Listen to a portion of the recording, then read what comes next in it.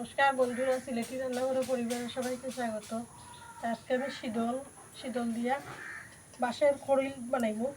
খড়িলটারে পেলা করে কাটছি, কাটার দিয়া কুড়াইছি। এখন আমি পেঁয়াজ দিমু, তেল সম্বাস।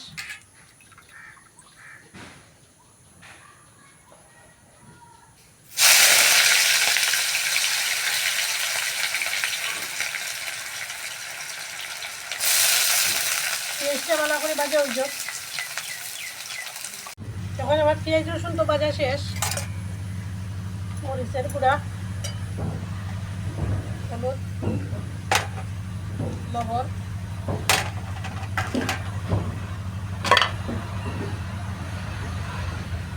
সবজিটা দিয়ে দিলাম।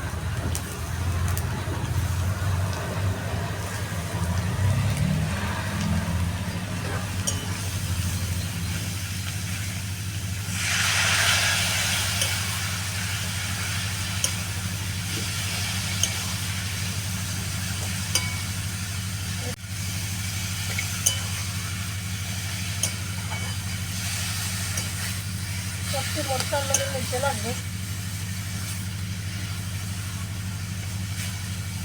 একটু জল দেবো।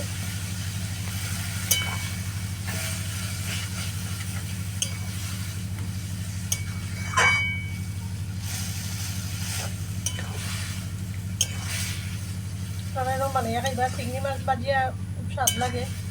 কাঁঠাল বিচি তো এটার লগে খুব প্রিয় জিনিস। কাঁঠাল বিচি নাই,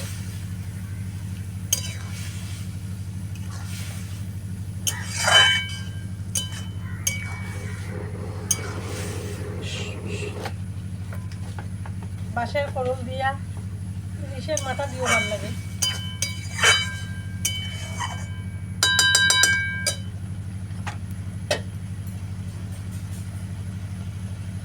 শীতল তখন আমি চাকিয়া দিব। এটা একটু সিদ্ধ সবজিটা।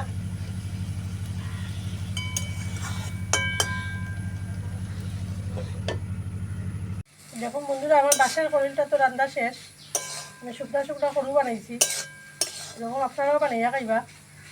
এটা ইলিশের মাথা দিয়েও খাওয়া যায়। কাঁঠাল বিচি দিলে তো খুবই ভালো হয়। কাঁঠাল বিচি নাই।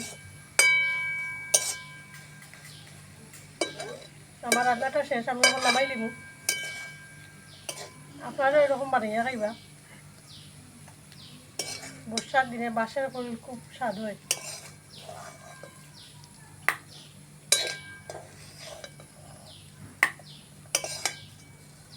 জাল আমি কমাইয়া দিছি, যে যেরকম খাই। এরা বেশি খায়, বেশি দেওয়াও যায়।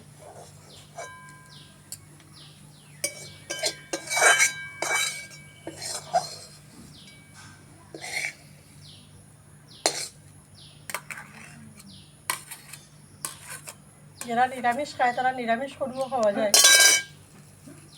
মাছের মাথা দিয়েও খাওয়া যায়, চিংড়ি মাছ দিয়েও খাওয়া যায়।